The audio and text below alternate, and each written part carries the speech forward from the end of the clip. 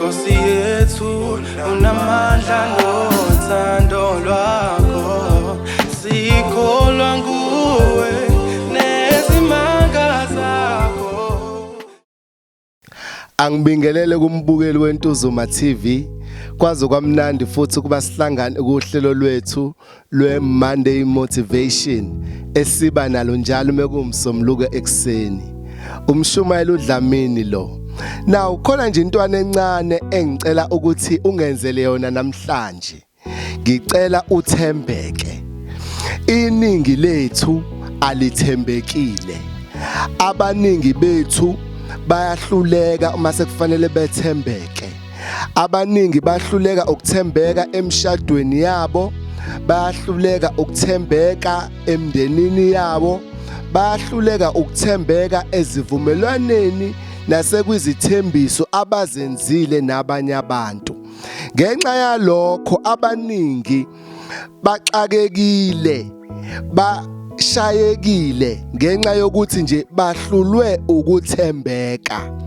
Uma ke sibheka izwi lenkosi kwincwadi yeSambulo chapter 2 verse 10 ifundeka kanje. Kuthiwa thembeka kuze kube sekufeni ngokunika umqhele wokuphila. Thembeka kuze kube sekufeni ngokunika umqhele wokuphila. Ngicela ukukutshela ukuthi khona izibusiso ezehlela abantu abathembekile kuphela, engeke zimehlele umuntu ongathembekile.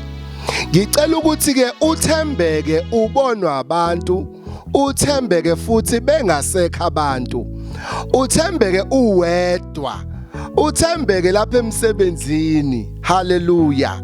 Ngizokunika ke ama principles noma ke ama benefits awu5 ahlela umuntu othembekile. Ngicela ungibambele wona lama benefits ukuthi kukusiza ngani ukuba umuntu othembekile, o-faithful empilweni yakhe.